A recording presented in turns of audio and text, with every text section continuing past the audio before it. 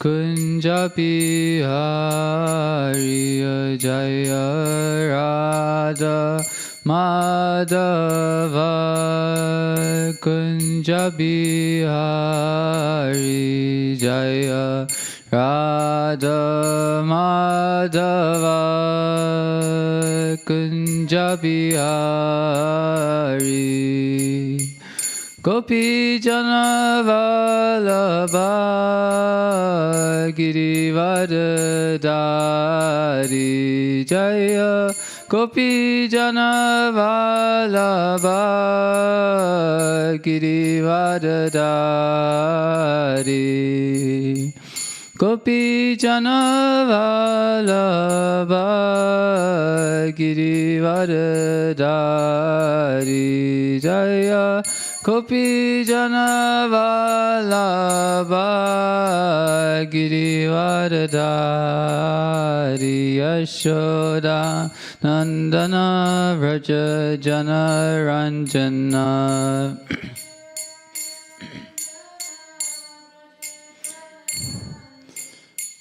Yashoda Nandana Raja Jana Ranjana Yashoda Nandana Raja Jana Ranjana Yamuna Tiravanachari Yamuna Tiravanachari Yamuna Tiravanachari Yamuna Tiravanachari Jaya Radha Madhava Kunja Bihari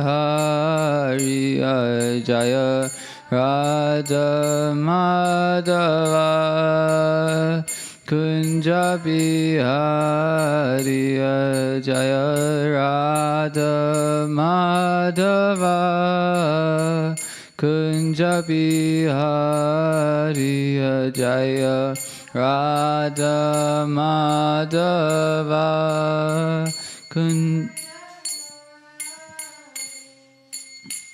Gopi Jana Vallabha Girivardhari Jaya Gopi Jana Vallabha Girivardhari Yashoda Nandana Raja Jana Ranjana Yashoda Nandana Raja Jana Yashoda Nandana Raja Jana Ranjana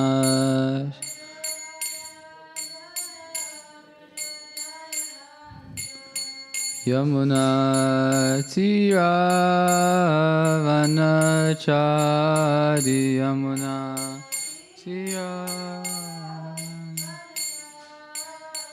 Yamuna Tiravanachari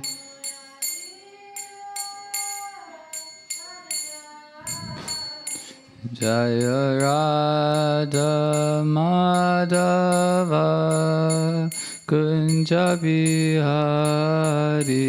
Jaya Radha Madhava Kunja Bihari Hare Krishna Krishna Krishna Hare Hare Hare Rama Hare Rama Rama Rama Hare Hare Hare Krishna Hare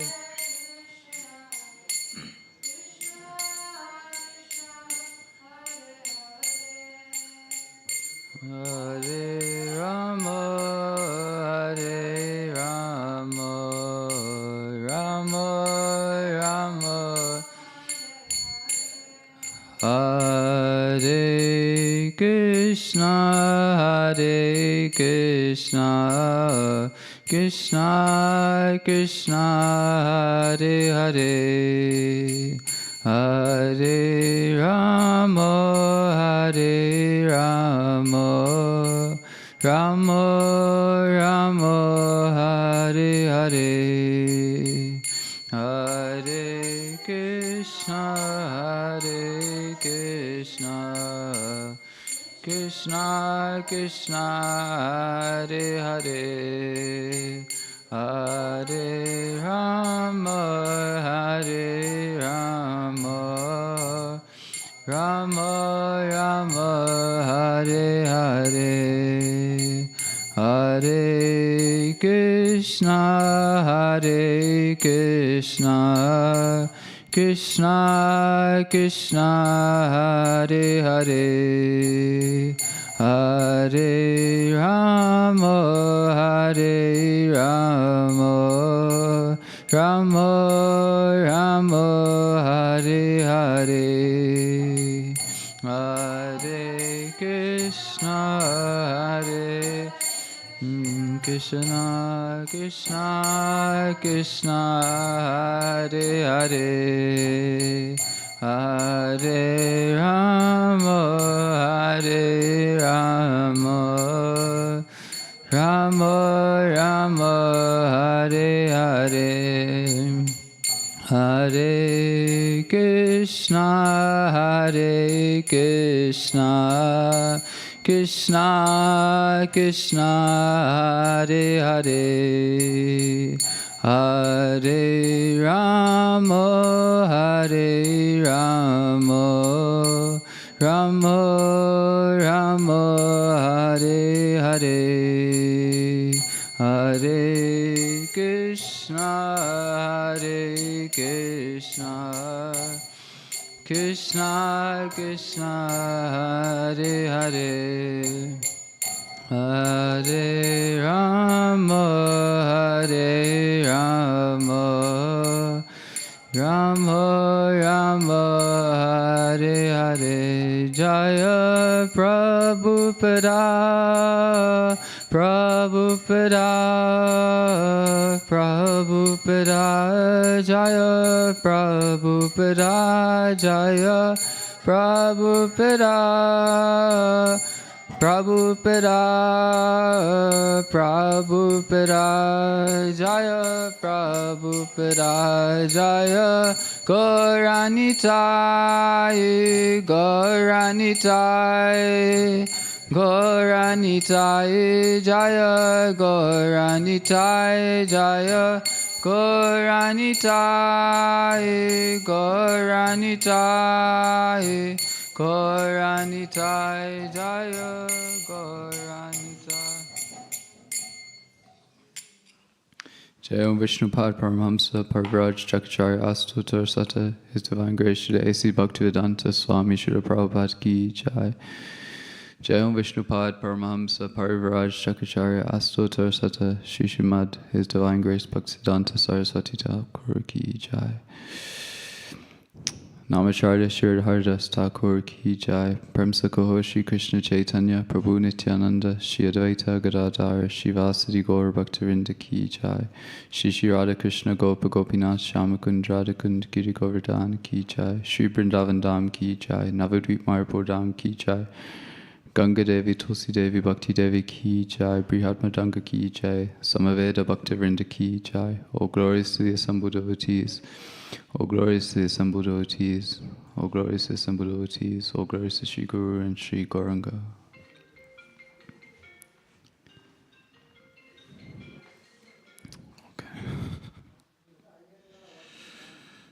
Okay, so Om Namo Bhagavate Vasudevaya.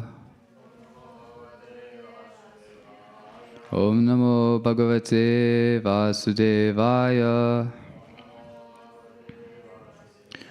Om Namo Bhagavate Vasudevaya.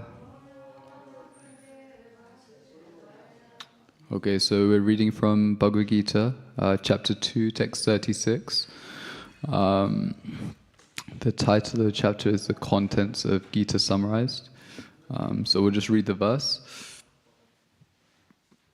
and then we can go from there. So, avaccha vadamscha bahun vadisyanti tavitaha nindantas tava samartayam tato dukataram nukim avaccha vadamscha bahun vadisyanti tavahitaha nindantas tava samartyam tato dukataram nukim. Anyone like to recite? Avaccha vadamscha bahun vadisyanti tavaita nindantas tava samartayam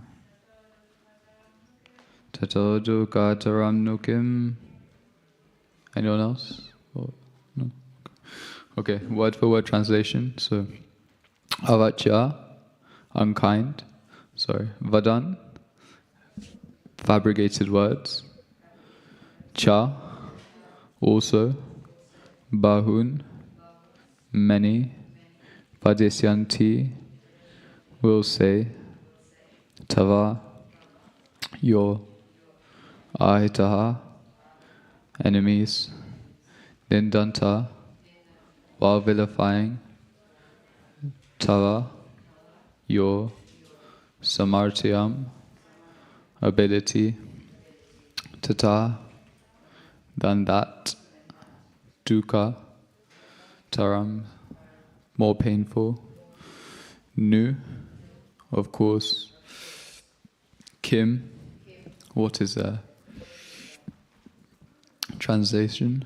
Your enemies will describe you in many unkind words and scorn your ability. What could be more painful for you? Purple by Srila Prabhupada. Lord Krishna was astonished in the beginning at Arjuna's uncalled... Sorry, I'll read that again. Lord Krishna was astonished in the beginning at Arjuna's uncalled for plea for compassion, and he described his compassion as befitting the non-Aryans. Now in so many words, he has proved his statements against Arjuna's so-called compassion.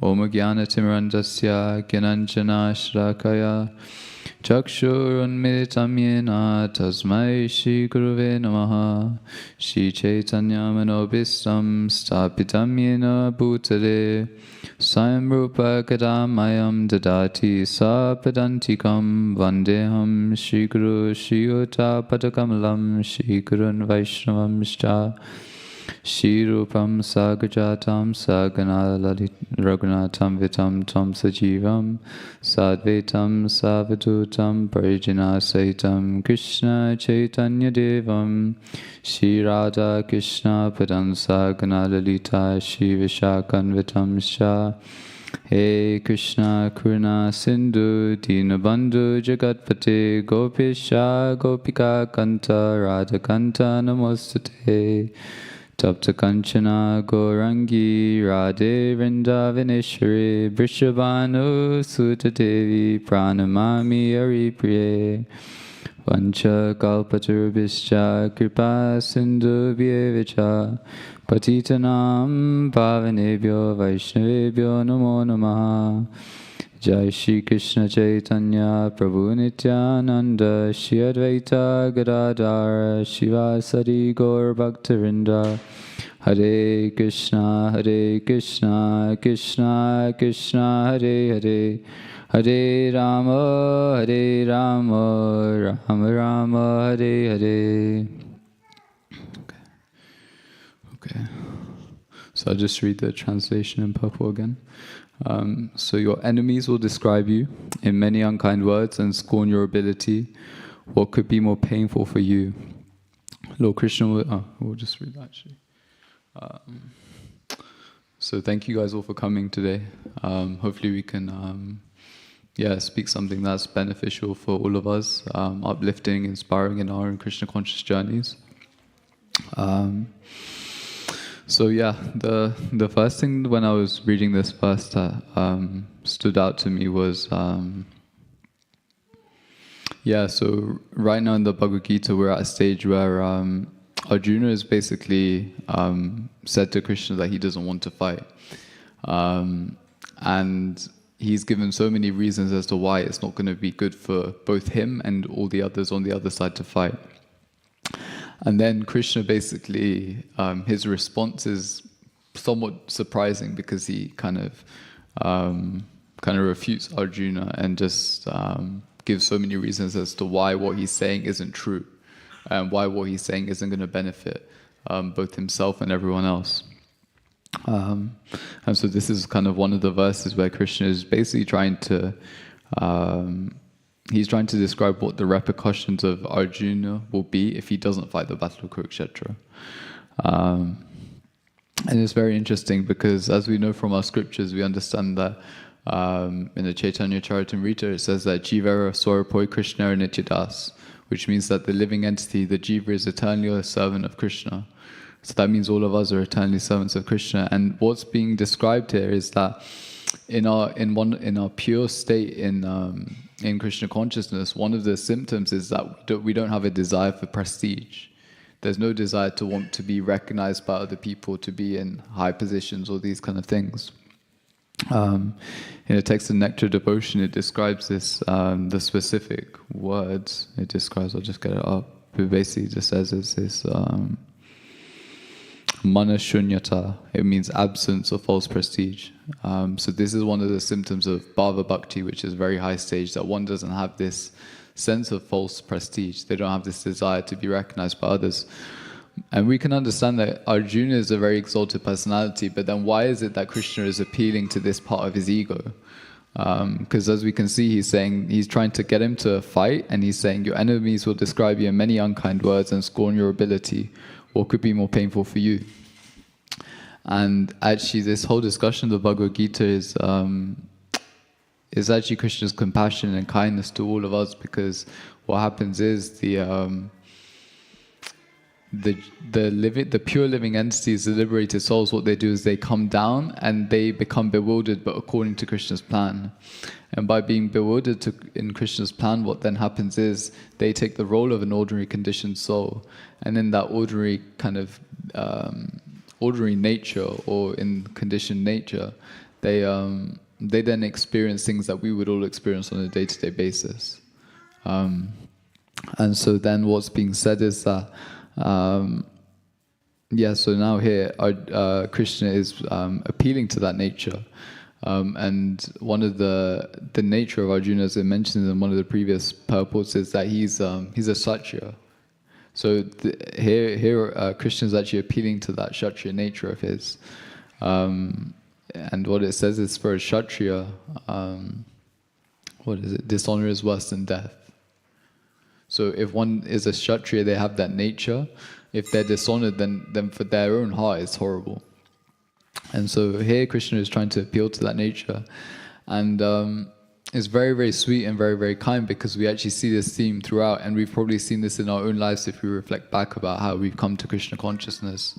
And actually the way it kind of manifests is that actually Krishna is all attractive. And the way he's all attractive is that he will try to attract each and every living entity according to their own attachments.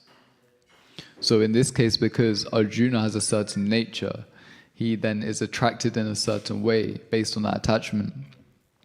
And so here Krishna is basically saying, he's trying to appeal to that nature in a way that will actually he'll then act according to his will. And it's actually Krishna's selflessness. One may think that actually Arjuna or Krishna is making Arjuna act according to Krishna's will, but actually in the Srimad Bhagavatam, Srimad Bhagavatam 126, it describes that Savai Pomsa Paro Dhamma To Bhaktira Dokeche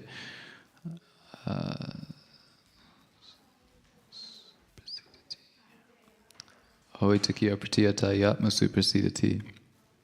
So that the actual satisfaction of the self, the satisfaction of the full satisfaction of the self actually manifests when one is engaged in devotional service, and that devotional service has to be unmotivated and uninterrupted to actually satisfy the self. So this basically means that when we act according to Krishna's will, we'll feel satisfied inside.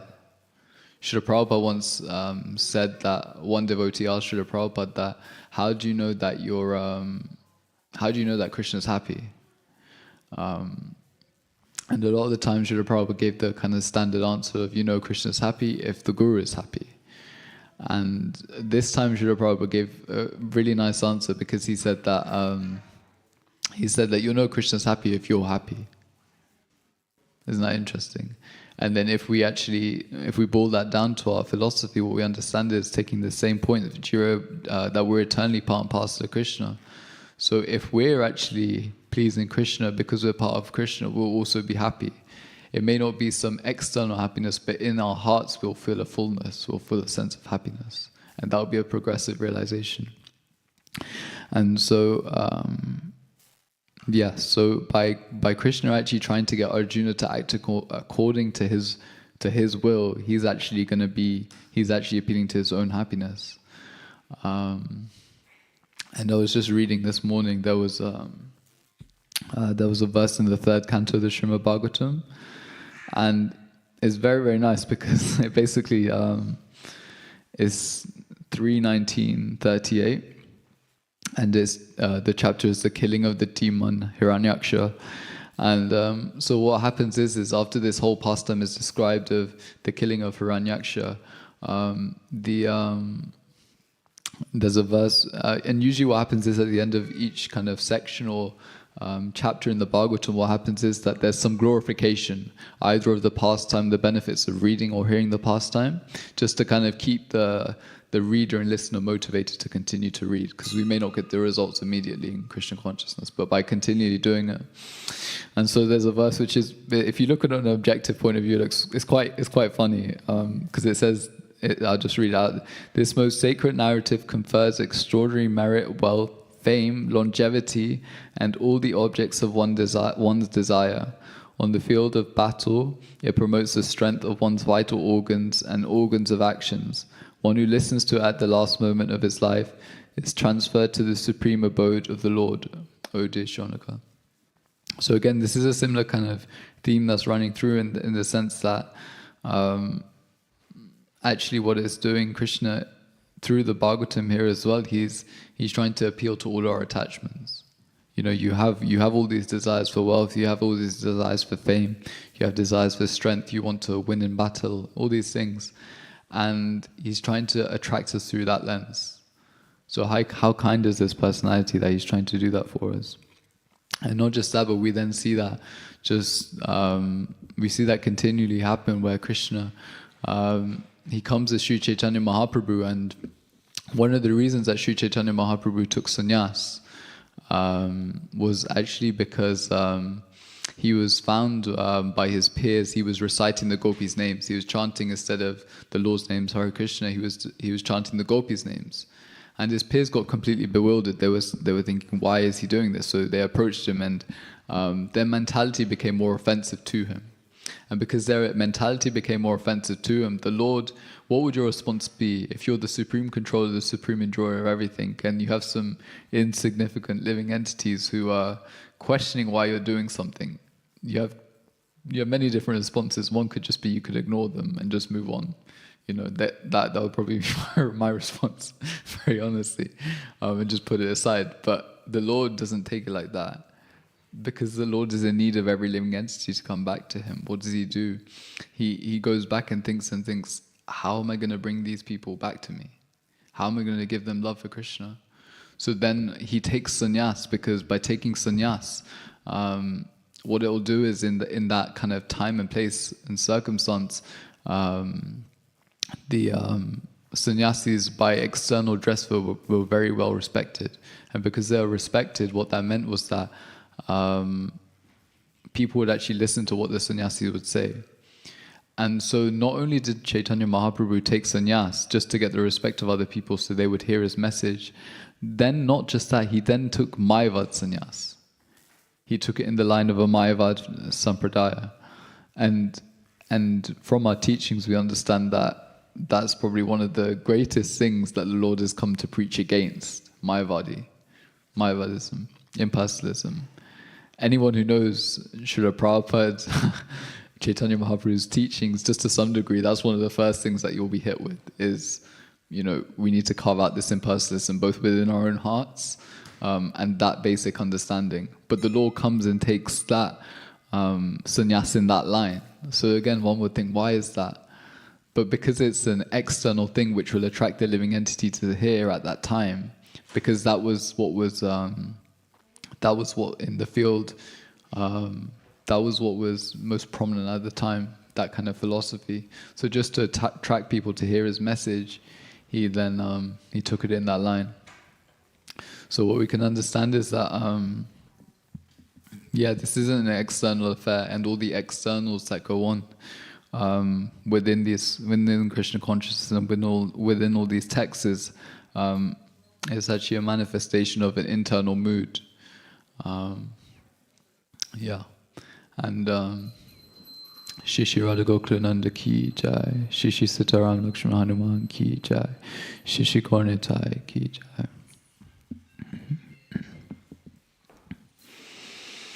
And then another example I was thinking about when this idea was coming up was about Buddha. Because the Buddha we understand is, he's an incarnation of the Lord. And Srila Prabhupada says in some of his purports that the Buddha comes to what? He comes to cheat the atheists. He comes to cheat the atheists. Why is that? Because the atheists come to kill God. And the Lord is then coming and telling them, okay, don't read the Vedic scriptures, don't listen about God, don't try to understand God. But actually just come and try to understand non-violence as a principle. Because if you understand non-violence as a principle, then by that what will happen is your consciousness, your mentality will slowly be purified so that you can actually come to a state to be receptive to this message. So not only is the Lord compassionate to our attachments, but He's willing to even put so much effort in to create all the Vedic scriptures and just in one moment say, okay, yeah, you know what, forget all of that. How kind is this Lord that we have? And this inner mood is one of compassion actually, that is actually going in the Lord, in the Lord's heart.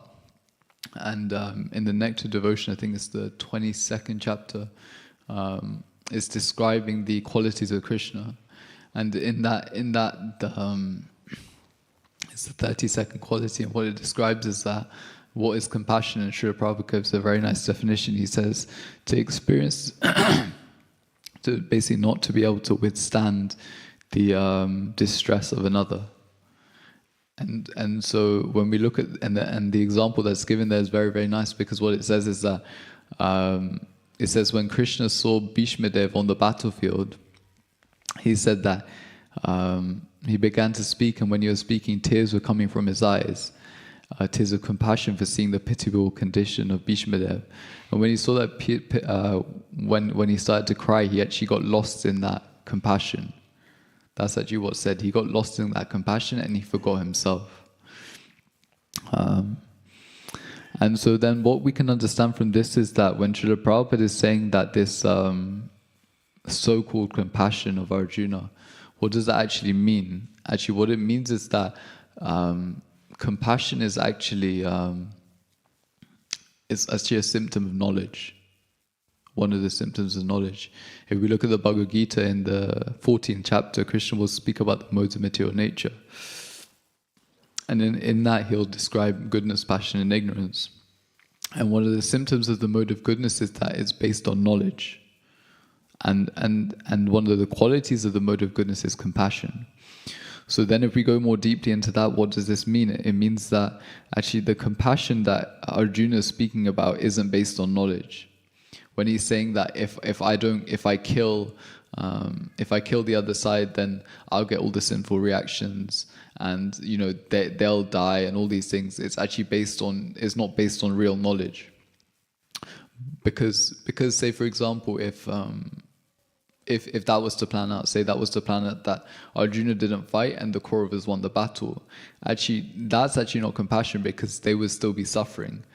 Linking back to the verse we were saying before, 126 Savayapamsa Prodama Yato Bhaktira Dokiche, that the only satisfaction of the self is uninterrupted and unmotivated devotional service. So because if Arjuna didn't fight, what would then happen was the Kauravas, who were acting against Krishna's will, their mentality of wanting to exploit people would just increase. It wouldn't be destroyed. So because Arjuna wasn't, if he didn't fight against that, he would actually be an instrument to carry that mentality on. So what we can see is that actually compassion is actually a lot more subtle than just a sentiment or a feeling, but it's a lot more based on knowledge. Because if you actually want to help someone, you actually have to know who they are, where they are, how I can actually get them forward from that step. And so, so compassion is, based on knowledge. And then in our scriptures, there's a nice example that's given by, there's a nice example I was thinking about when thinking of compassion. And it's actually it's Advaita Acharya, and Advaita Acharya, who's one of the associates of Lord Chaitanya, it's described that one of the reasons that Lord Chaitanya came was based on the pleas of Advaita Acharya when he was crying out for Krishna. And there's a few verses which are really nice, which kind of go deeper into this kind of understanding of compassion. And what it says is that it's in Chaitanya Charitamrita, I think, Adi Leela 13th chapter, and verses 67. And I'll just read out the translations. And it says, so, but Sri Advaita Acharya Prabhu, he felt pain to see all the people without Krishna consciousness simply merging in material sense enjoyment. And then when we look into this, where is it? No. Yeah. So actually, I was hearing a class the other day, and there was a very interesting point that was being made by the speaker, and what he said was that a devotee is compassionate for all living entities, and that means those in the material world who are enjoying as well, they're compassionate for them. And linking to this verse which says, he felt pain to see all the people without Krishna consciousness simply merging in material sense enjoyment. And that's quite an interesting statement, because sometimes as devotees we can feel that, I'm going through so much, why am I going through so much? I'm experiencing a lot of pain and suffering. And we can look outside and see, wait, they don't have as many problems as I'm having. How is that the case? But if again we look at it from a point of knowledge, what we can understand is that actually the living entities without Krishna consciousness, all they're doing is, based on their karma, they're just accepting the fruits of that. So when their good karma runs out, then they'll be hit with bad karma. And it's just a constant back and forth. Well, Krishna consciousness is actually breaking that cycle of karma. You're breaking that cycle of karma, you're making it's actually making a diversion in your life. And because it's making a diversion in your life, you're actually cutting through that karma. And then by that cutting through the karma, you're actually able to find real happiness. So lifetime after lifetime, is it worse to enjoy in just one lifetime, or is it better to suffer in one lifetime but gain eternal joy? And so this is actually one of the points of compassion as well, in that we should also try to develop compassion for everyone, not just those who are suffering externally and materially, but for all. And then the next verse in this kind of pastime of Advaita Acharya, it says that, seeing the condition of the world, he began to think seriously of how all these people could be delivered from the clutches of Maya. And then it says, Sri Advaita Acharya Prabhu thought, if Krishna himself appears in order to distribute the cult of devotional service, then only will liberation be possible for all people. With this consideration, Advaita Acharya Prabhu, promising to cause Lord Krishna to descend, began to worship the Supreme Personality of Godhead Krishna with tulsi leaves and water of the Ganges. By loud cries, he invited Krishna to appear, and this repeated invitation attracted Lord Krishna to descend. And so this is another interesting point about compassion, because compassion isn't something separate from Krishna consciousness. It's not something, we make an external endeavor, but that endeavor has to, ultimately, if we look at Advaita Acharya's example, he's crying for the Lord's mercy.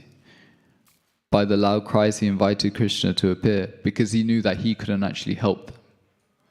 Because only the Lord can help someone. Sometimes we have this kind of sense of pride where we think that I can actually help people, I can do something good for people. But actually, the only person who can do good for someone is Krishna.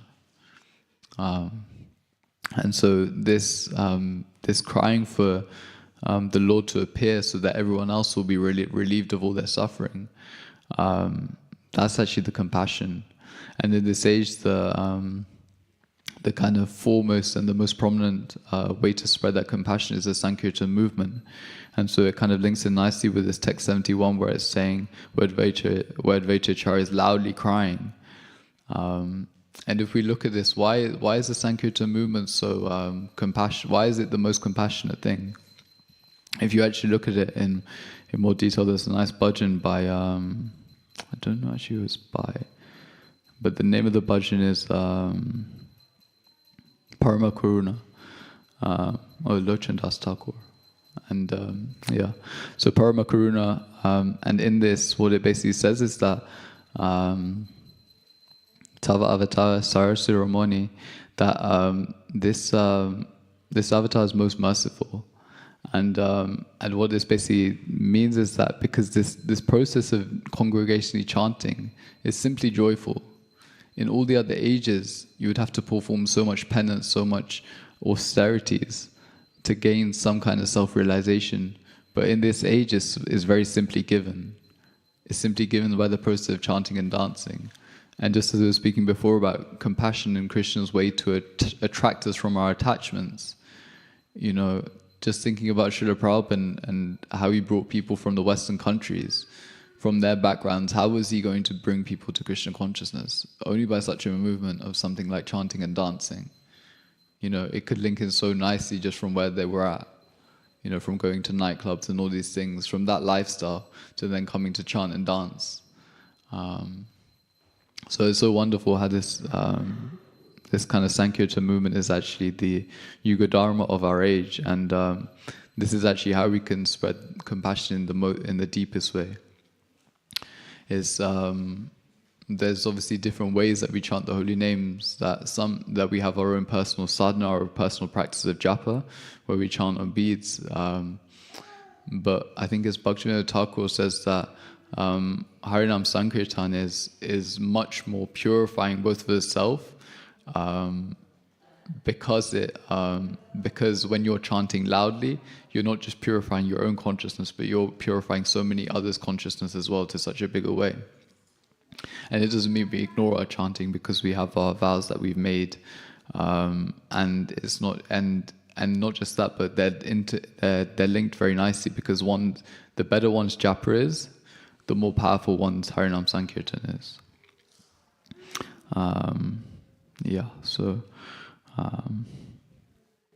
Just thinking. Yeah, and there was this other point which was, it was nice as well, Advaita Acharya's approach to the Lord as well. If you look at Advaita Acharya's approach, he didn't think that I can make some kind of offering to the Lord directly.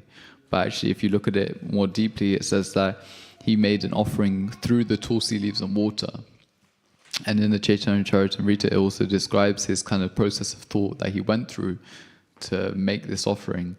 And it basically, there was a description, I'm not sure which Purana it was from or where it's from, but it says that Krishna is basically saying that if one makes an offering of just tulsi leaves to him, then what happens is he gets purchased by that devotee. And the only way that he can liquidate the debt is by giving himself to that devotee. And if we just look at that more deeply, what is that trying to say? That's trying to say that the Lord is just purchased by the pure devotion of his devotees. And that means he'll give himself, the person who's in control of everything, the person who owns everything, all wealth, all prosperity, all fame. And he gets simply purchased by the pure devotion of his pure devotees. So when in the mornings we do these Tulsi prayers, what we can understand is how potent these prayers are. And so this is also nice for us, because anytime we're making some kind of offering, some kind of service towards the Sankirtan movement, or any kind of service whatsoever within this mission, we can also understand that actually our plea is also to the pure devotees. We need the pure devotees' help to actually make this offer, to allow Krishna to manifest through us and to manifest to all other people as well. Because right now, at least for me, the qualification isn't there to be able to do that. The heart pure devotion isn't there. So we need to be a part of the pure devotees' pastime of making offerings to Krishna. And then by us being part of that pastime, we're just simply being given that opportunity. And then when we start to begin to see, when we start to engage in those pastimes of Sri Chaitanya Mahaprabhu, we then start to see the Lord in very, very wonderful ways. We'll start to see the Lord manifesting not just in our own lives, but other people's lives. And then this is how this compassion will develop in the heart, how selflessness develops in the heart. It's not necessarily by our own endeavors, but it's through this Sankirtan movement that actually genuine compassion in the heart develops. So that's just a few points. I guess we have 10-15 minutes left. Were there any questions or comments or criticisms on the verse, on the...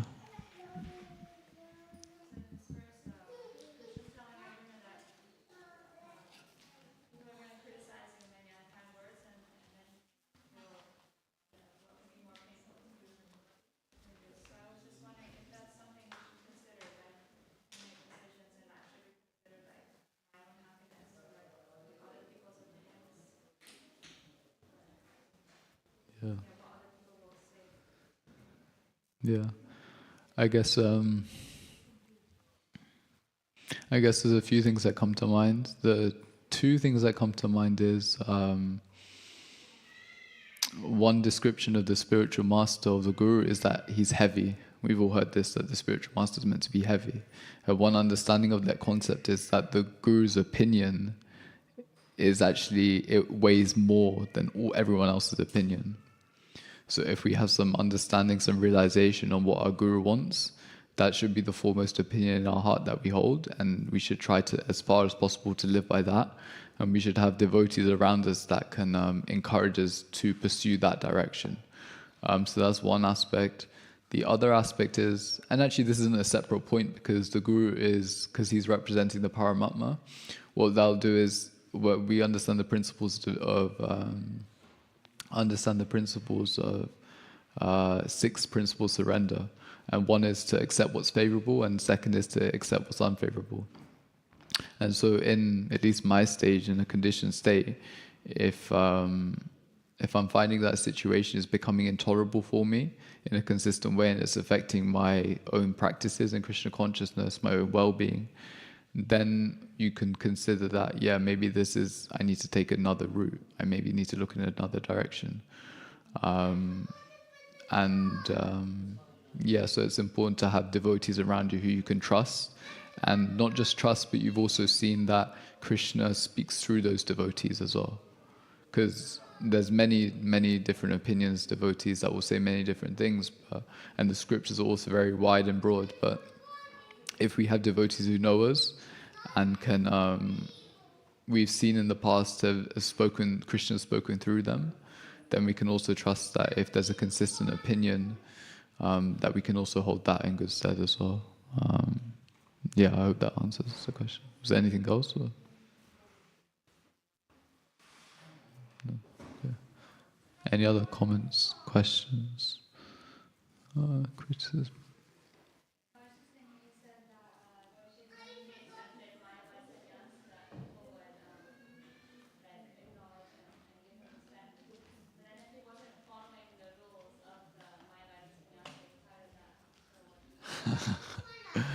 Yes, it's a good point. I actually don't know how that works, but I guess one thing that I was thinking is that in the 11th canto of Srimad Bhagavatam, it says that everyone's vision is external. So what that means is everyone sees everything on a very surface level. So what that means is that if someone just sees some dress of a Mayavad sannyasi, they won't look into it so much. They'll immediately drop down and say, okay, this is a Mayavad sannyasi. It's like, for example, like I remember hearing this argument that people are always very suspicious of God when they come to Krishna consciousness. They're always like, how do you know this works? There's a lot of doubts that come to mind, a lot of questions. How do you know you trust the Vedas? Why do you trust the Bhagavad Gita? Or if there's other scriptures? All these questions will come up. And the nice thing, like, how do you trust the teachers of the Krishna conscious movement? And the funny thing is, it's like, if we go to a doctor, for example, we won't ask, like, what are your qualifications? Show me all your qualifications and all these things. So by this, we can see that we're very much peripheral and surface level in our kind of investigation. So yeah, I guess that's one understanding. Hare Krishna. That's one understanding. I don't particularly know kind of the details of what happened. Yeah. But I guess another thing is that because the Lord reveals himself as you approach him, so the intimate associates of Lord Sri Chaitanya Mahaprabhu, those who actually wanted to know the truth of Mahaprabhu, he would reveal that from within the heart. Yayatamam prapadyante, that as you approach Krishna, he reveals himself. So if one was trying to be sincere in the understanding of Krishna, then he would reveal himself to that person in the true sense and give that real understanding. So yeah, I hope that answers the question. Yeah, any other questions? Comments? If not, then okay, maybe we can do some kirtan for 5 minutes before the curtains open. Do you guys want to lead? No? Okay.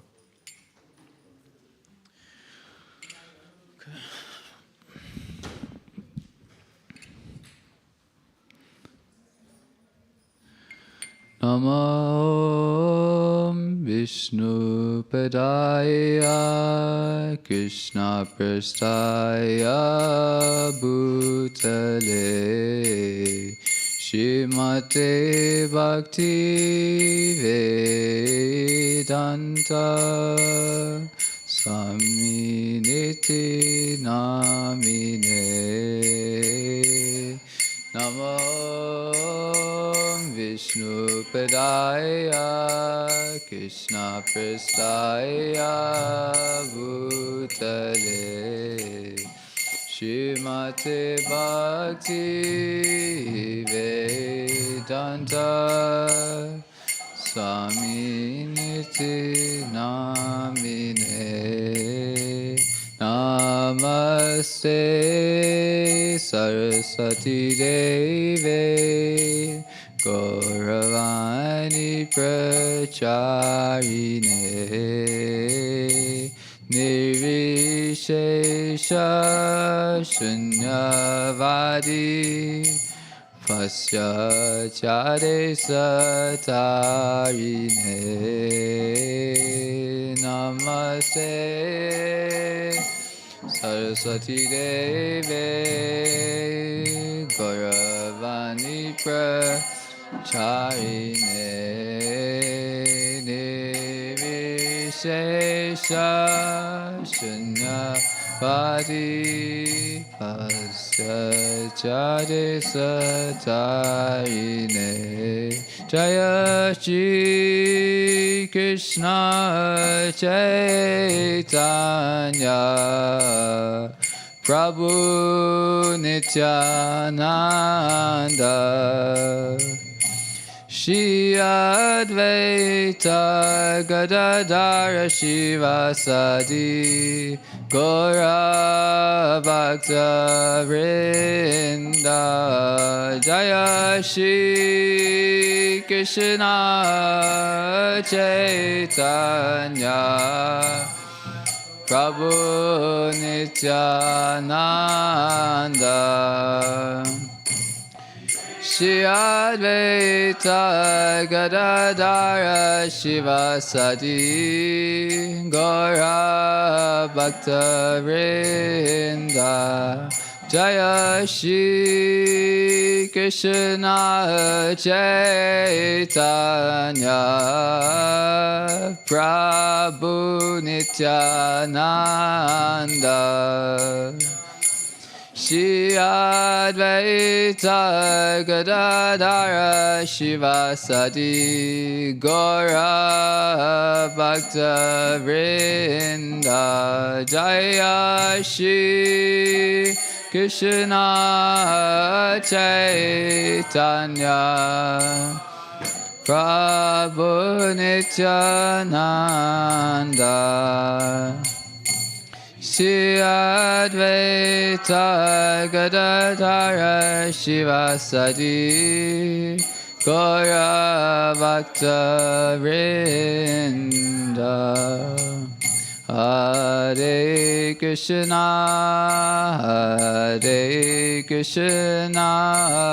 Krishna Krishna Hare Hare Hare Rama Rama Rama Hare Hare Hare Krishna Krishna Krishna Krishna Hare Hare Hare Rama Rama Rama Hare Hare Hare Krishna Krishna Krishna Hare Hare Hare Rama Rama Rama Hare Hare Hare Krishna Krishna Krishna Hare Hare Hare Rama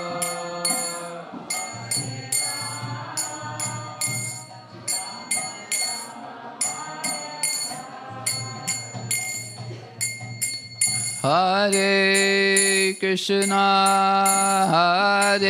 Krishna Krishna Krishna Hare Hare Hare Rama Rama Rama Hare Hare Hare Krishna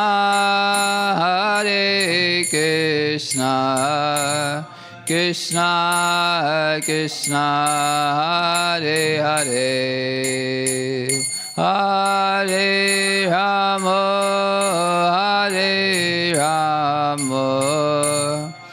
Rama Rama Hare Hare Hare Krishna Krishna Krishna Hare Hare Hare Rama Rama Rama Hare Hare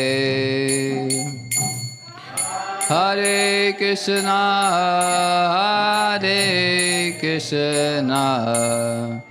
Krishna Krishna Hare Hare Hare Rama